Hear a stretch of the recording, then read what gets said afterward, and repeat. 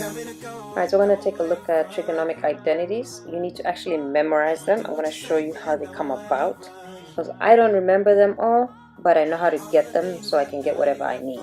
Alright, so make a tab as usual. I'm going to draw part of the unit circle. So call that theta, call that the radius, and then that's x, that's y. So this is obviously the point xy, which I don't know what x and y is, so we're just doing it in general terms. Then start with SOHCAHTOA, or the way I remember it's three old angels sitting on high chatting about heaven. Three old angels sitting on high chatting about heaven. Alright, so sine is opposite over hypotenuse. The opposite is always across from the angle. Hypotenuse is the longest side, or across from the 90-degree angle. And then A is the one that's left over. So it's going to be y over r. Alright, let's take a look at cosine. Cosine theta, cosine of the angle, is equal to adjacent over hypotenuse. So that's x over r. Tangent theta is equal to opposite over adjacent. So that's y over x. Alright, so starting with these trig identities, we can come up with some other stuff. Alright, so let's take a look at tan. Alright, let's take sine over cosine, and that's going to give me y over r divided by x over r. Keep change flip, y over r times r over x, which is equal to y over x. And if you look at that, that's what tan is. So we can actually say tan of theta is sine of theta over cosine of theta. That's the identity that you already know. Alright, let's do some Pythagorean theorem identities. So what is Pythagorean theorem? Well, we should all know this. A squared plus b squared equals c squared. Alright, let's put that in terms of what we have here. So we have x squared, y squared, and then r squared. R squared being the longest term. Remember, c squared is always the longest line. So that's r squared. Alright, let's divide everything by r squared. So once we do that, we're going to get x squared over r squared plus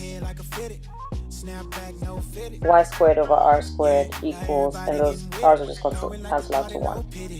What does that look like? You see that looks like cosine.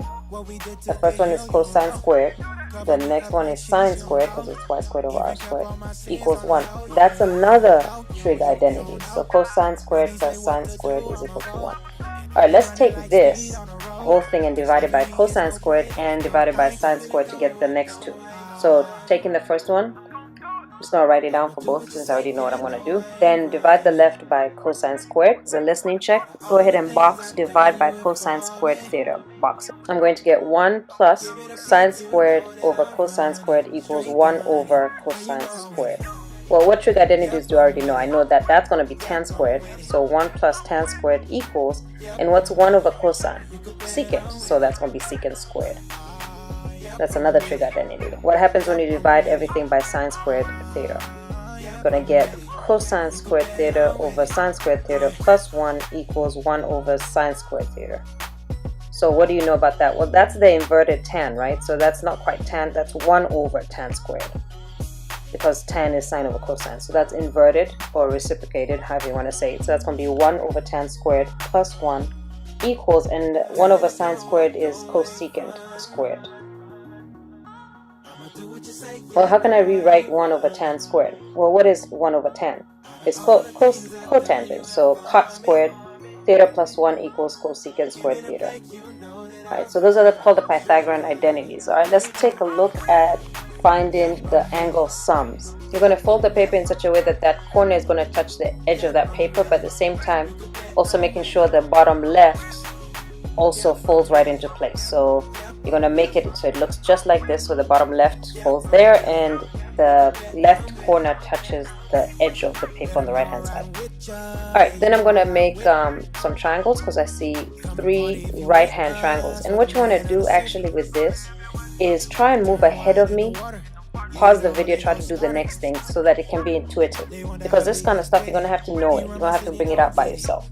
So kind of pause the video a lot, you know, try and do it in front of me and then press play to see what I'm doing, just to make sure you're doing okay.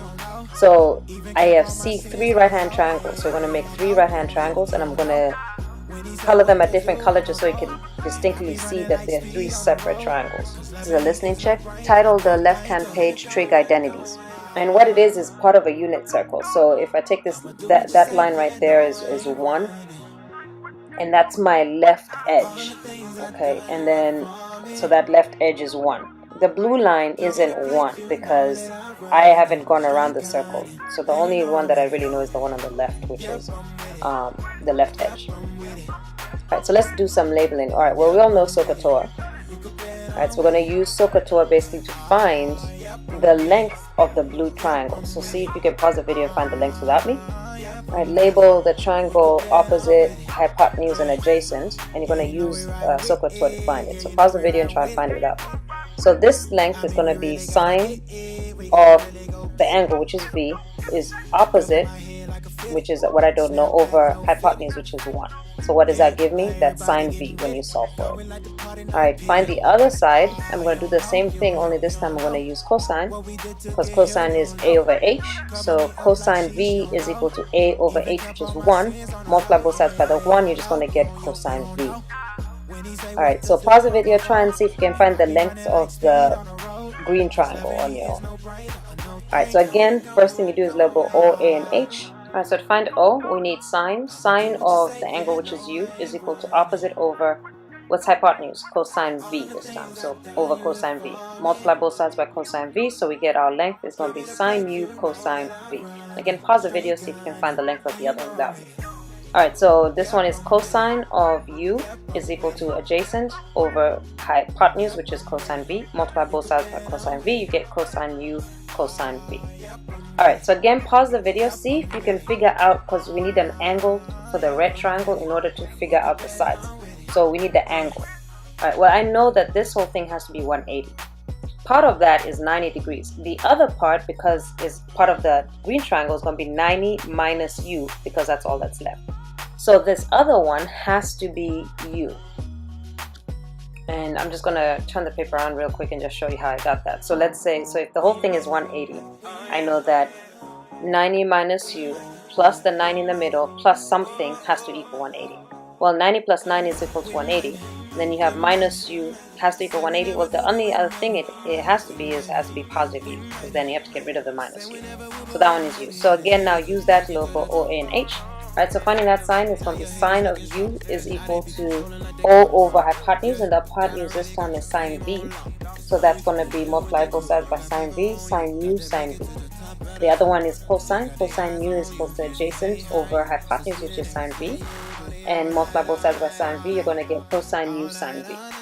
Alright, so that's my triangle all labeled. Now what you're going to do is you're going to draw a line parallel to the edge of the paper. So basically a line straight down, making another right angle triangle. This is a listening check. Go ahead and put a star anywhere on this right hand page. Put a star anywhere on this right hand page. I'm just going to highlight it more just so that you can see the triangle that I'm talking about. As a matter of fact, I'm going to draw it on this side of our paper just so that it's entirely clear and nothing is really mixing it up. So now the angle we're talking about is no longer U and V, it's both of them together. How do I write that? U plus V.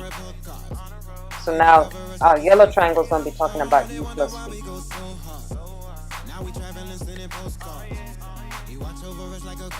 So again, label O and H for my yellow triangle. Now think about this. So now I want the length of the opposite side, which is that whole line right there. Well, this whole line right here is the same as the whole line on the edge, which is made of those two pieces together. So what do I have to do to find the whole thing? I add those two pieces together. So let me just draw it over here on the side just so that there's no confusion. So I'm just drawing the yellow triangle on the side to just make sure that we're okay. So the angle is U plus V. The hypotenuse is 1. And then that whole length is adding those two pieces together to give me the whole thing. So sine U cosine V plus cosine U sine V. And then this width is not the whole thing, it's part of the thing. Well, if I know the whole thing and then I know the little extra piece, I can subtract those two to find the remaining piece. So that one's going to be cosine U cosine V minus sine U sine V. So again, that little red piece right there is what I'm subtracting from the whole thing to give me just the yellow. So again, that piece, the whole piece minus that little piece is going to give me that. So label O and H. And then sine of the angle, so sine of U plus V is equal to opposite, which is that whole thing added together. So that's sine u cosine v plus cosine u sine v, all over the hypotenuse, which is 1. Okay, I'm just going to write it out here, but on the next one I won't. So all over 1. Anything divided by 1 is that same thing. So what we're saying is sine of u plus v is equal to sine u cosine v plus cosine u sine v. The listening check, underline sine u plus v, underline sine u plus v. We're going to do the same thing for cosine. So cosine of u plus v is equal to adjacent, which is cosine u cosine v minus sine u sine v, over hypotenuse, which is just 1, so it's just equal to that. So now we have the angle addition identities. Now we're going to use the angle addition to find the double angle, so we need to make another page. So we're not making this another tab, it's just the tab underneath that, so I'm just cutting it with that tab. So now I'm going to look at using those, how to make a double angle identity. So I start off with the sine one, let u equal v. Alright, so now substitute everywhere you see u, you put a v. So that's going to be sine v plus v, which is sine 2v, which is equal to, everywhere you see a u, you're going to replace it with v. So you just write in the same thing on top, just with a v. Alright, let's simplify this a bit. So we got sine 2v equals, and what's something plus the same thing? It's 2 of that. So 2 sine v cosine v. That's one of the double angles. We're going to do the same thing for the cosine. So copy down the cosine addition, angle addition one. And then we're going to make it into a double angle. But again, you guessed it, making let u equal to v. So again, substitute v for everywhere you see u, and we're going to have cosine of 2v is equal to the same thing, only with v. And then what is that? That's going to be cosine squared v minus sine squared v, and that's our other double angle. Alright, now using that, we're going to use a few things we know. We know sine squared v plus cosine squared v equals to 1. Therefore, if you solve for sine squared v, you're going to get 1 minus cosine squared v. Also, solve for cosine squared, you're going to get that. So we can use that to put it in our double angle. So placing cosine squared v with 1 minus sine squared v in our double angle is what we get. And when we simplify that, we're going to get cosine 2v equals 1 minus 2 sine squared v. Alright, we're going to do the same thing again, only this time we're going to substitute for sine squared v. So that's what they get. Then when you simplify that, you're going to get cosine 2v equals 2 cosine squared v minus 1. Alright, looking at the left hand side a little bit more, let's solve for sine squared v. So take the 1 to the other side, so it's minus 1. Alright, then divide both sides by negative 2. So now we have sine squared v equals cosine 2v minus 1 over negative 2. I don't like the negative 2, so what we're going to do is flip everything. So sine squared v equals, changing all the signs for everything. So that's going to be 1 minus cosine 2v over positive 2. Now we're going to do the same thing to this, make cosine squared the subject. So add 1 to both sides, then divide both sides by 2. So you're going to get cosine squared v equals cosine 2v plus 1 over 2, and that's another identity. Alright, so let's label all these because I forgot to label these as I was talking about them. Alright, this one's called the angle addition identity. These ones are called the Pythagorean identities because they come from Pythagorean theorem.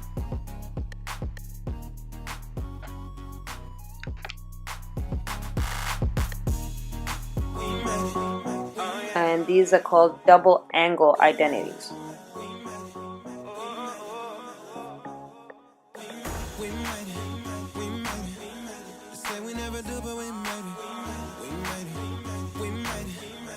Alright, we're actually going to continue this video in the next video, but we're going to start it off here before we go.